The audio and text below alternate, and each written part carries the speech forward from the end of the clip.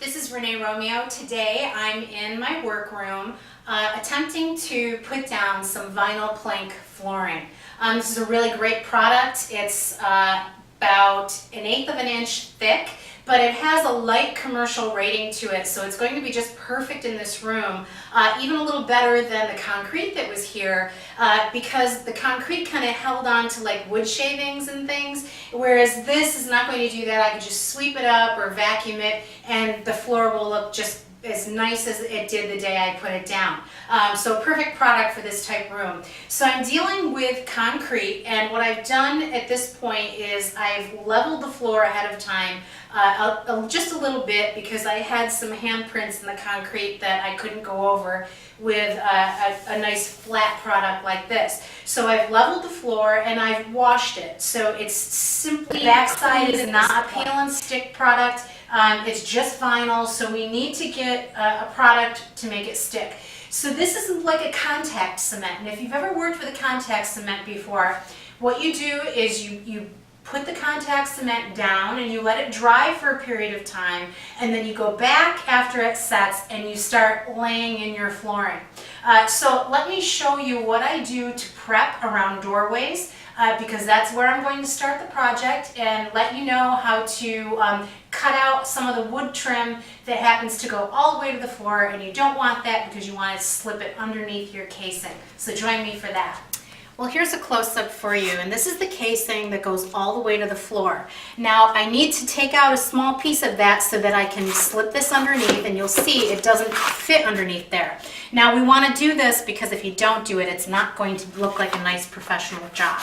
So, what you do is you take a scrap piece of your flooring and lay it up next to the casing, and then you get a tool like this, and it's kind of an offset handle, and it's made just for this. And since I don't have to do anything with this trim that goes inside the door, I just need to do this. It's going to be a light, easy job. I just need to get through it. So I'm going to rest this saw on top of the flooring and just go ahead and get this out of here.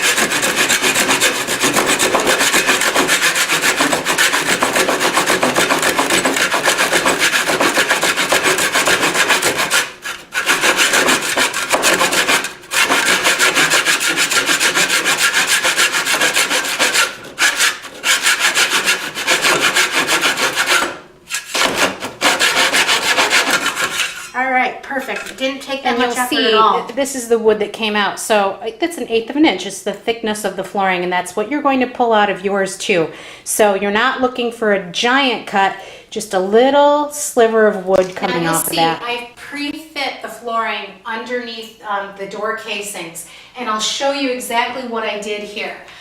Ordinarily, you're going to go ahead and you're going to make sure that this flooring is laid out square to your room. But I have my Carpenter's L, which looks like this, and I put it up to all the corners, and none of the corners are square.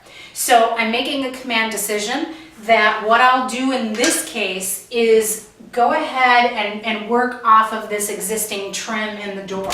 Now this butts up to carpeting, and ordinarily what you do is you would take the carpeting out, and underneath that are some screws, and you would release the screws so that you could get the flooring to go underneath it.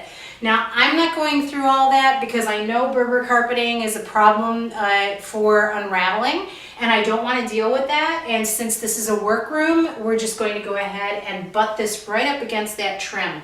So that's my square, in other words. So, and you'll see here how I've gone ahead and I've trimmed just the corner here so that it lines up nicely and gets underneath that casing, so it works out beautifully.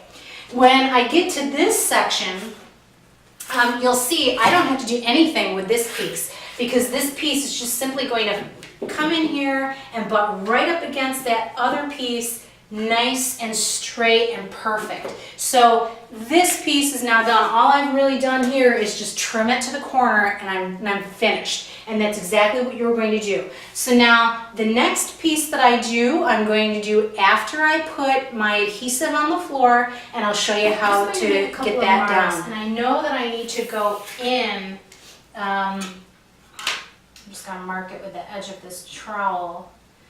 About 1/4 of an inch, 3/8 of an inch. Now, if your eye isn't as good as mine, you might want to take out a ruler and measure everything. So you'll see here, I'm cutting this with a utility knife, and it's super easy. So when you're cutting down, you can go ahead and cut through the whole thickness of the flooring. And then when you're doing a length, you can either use, again, a ruler, or if you've got a steady hand like me, you're just going to score it, and then you're just going to break it. Comes off just like that. So now we have a piece that fits in. This is a product called Slip Stick. This is what I'm using to put down on the floor and have it set there for 15 minutes before I go ahead and lay down any of my vinyl flooring. Now what I need for this, it's a glue-like product, but it's a thick glue-like product, so you can kind of see I have a trowel here. Now the trowel that I'm using is a very small notch, like an 1/8 inch notch here along the edge. You can see 2 sides are smooth and 2 sides are notched. So this is what I'm using.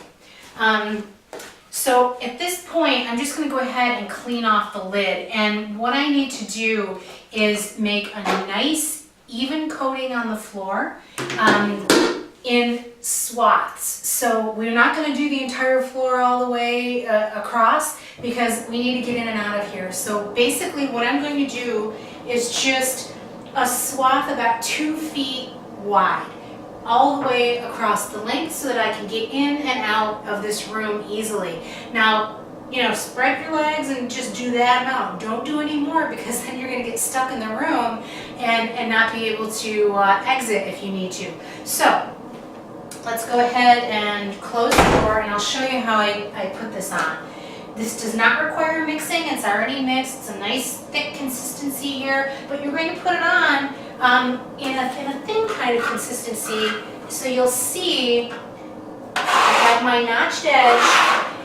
The floor is painted gray, and so you're just going to go ahead and drag this at a 45-degree angle. You can see this to the floor, so that you get just enough of that glue sticking up that'll adhere to the back side of the vinyl. So go ahead and do your 2-foot swath. Keep moving this around until you get exactly what you need, and everything looks nice and even. Just like this. Waited the 15 minutes, and you can see it's really nice and even all across the floor. So I'm going to go ahead with the piece that I cut out and notched, and I'm just going to press this and slide it slightly into place.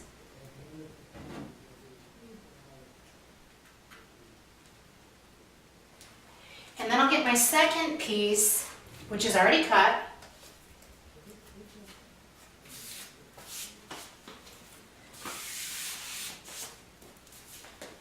and slide that slightly into place.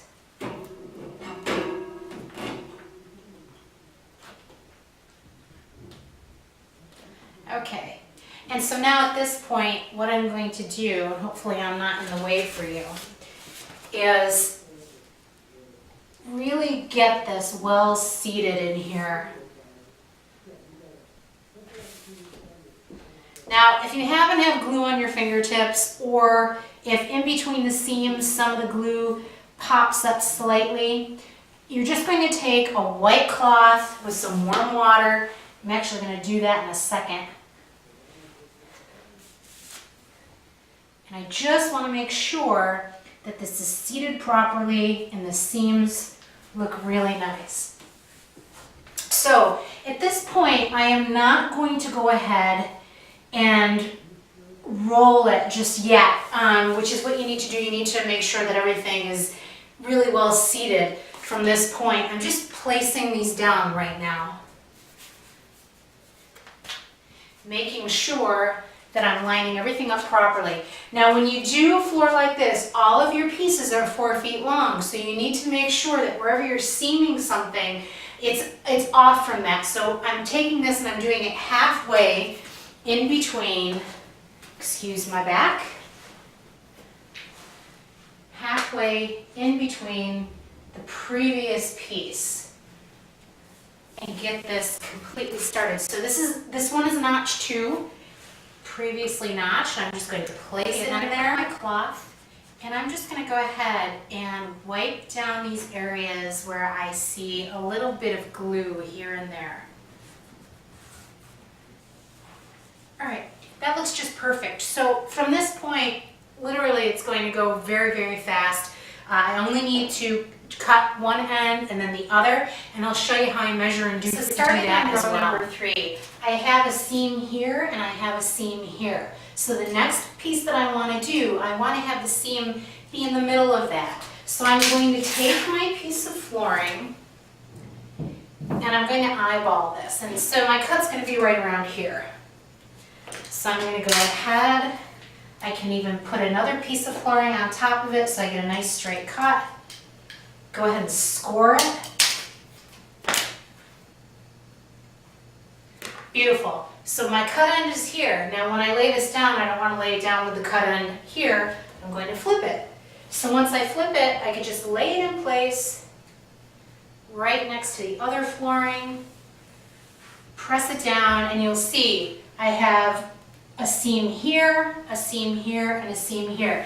You want to stagger as you go. Just making cuts on this end as well. So I have my piece of vinyl and I'm just going to put it up against, on top of the previous row, up against the wall. And I'm going to make a mark. And then I'm going to take that and bring it over to the floor. So here's my mark. Go ahead and score it. Now that it's scored, the scored end goes toward the wall. Line this up perfectly, getting it to match up all along the length, and lay it in place. So let's cut around this pipe. First we need to cut the length. So I'm going to go ahead and put my finished edge against the wall and mark it right where I want it to cut. So I'll go ahead and cut that first. Just go ahead and score it straight. Now test it and make sure that it's going to be the right length. So it's perfect. Now from this point, I need to go ahead and cut around the back edge of that pipe. So I'm just going to go and lay this in and just mark it on the back side here. One side of the pipe and then the other side of the pipe. So I have my width, there's a cut here and a cut here. So the pipe is going to lay in this section. And then I'm going to go ahead and lay this in and get my measurement. It's kind of hard to see with this fuzz here. So we're just going to go back to this point, like so. So there we are. So now we have something that looks like this. I can go ahead and try to clean it up a little bit. See how this fits. I'm just going to test it. Okay, and it needs to be cut out just a little bit more. So sometimes when you have difficult cuts like this, you'll have to test and retest just to make sure that you get the right fit. Okay, well I think we're all set with that, and I can go ahead and what I really do need to do is what you would need to do. If I'm stopping at this point, I'm about halfway done with the floor. And if I'm going to do that, I can't leave these ridges in the glue overnight. I'll have a heck of a time getting the next row to match up properly. So I'm taking the flat side of the trowel and I'm going over this to get rid of any glue residue that's left over. And I'll scrape it back in my bucket so that I can reuse the glue tomorrow. I came in last night about an hour after I finished laying the floor, and I came in with my stocking feet because I don't have a roller, which is basically a drum that you fill with water and you roll it around the floor kind of like you would a lawnmower, but I don't have one, so what I'm going to use is just my own body weight, and I'm just going to go across the floor as if I'm ice skating and making sure that each one of these little pieces of vinyl are stuck down really well all along the edges. Now if you don't wait that hour, what's going to wind up happening is you'll wind up getting some glue seeping through each and every individual crevice, and you'll just make a mess of things. So wait an hour, and you can even get your kids involved. It'll probably be a lot of fun for them. Once I'm nearing this end of the room, I'm moving all of my materials on top of the floor. So this has been drying for about 15 minutes, and it's good enough where I can go ahead and start working on it. If you do it a little sooner than that, chances are this is going to move around and your pieces will come undone. So I'm going to go ahead and do another swath. So I have 2 more swaths to do until this room is done. And this is just how the method that I use to get to the last row. And so what I'm going to do here, this is tapered. Like I said, the walls aren't quite square, so I'm winding up with a tapered edge on the end. So what I do at this point is I'm just taking my pencil and I'm lining it up with the closest point here that I have to come to. So I have a measurement of this, and you can do this with a ruler. It's just, for me, it's easy to do it like this because I could just go ahead and go quickly. Now this is my piece, so I'm going to line it up and I'm going to go ahead and get this to the wall where I need it to be. Make 2 marks. So I have 1 mark on one end, 1 on the other. And I'm going to lay it on top of the back side of one of the pieces of flooring, and I'm going to use another piece of flooring so that I can mark this.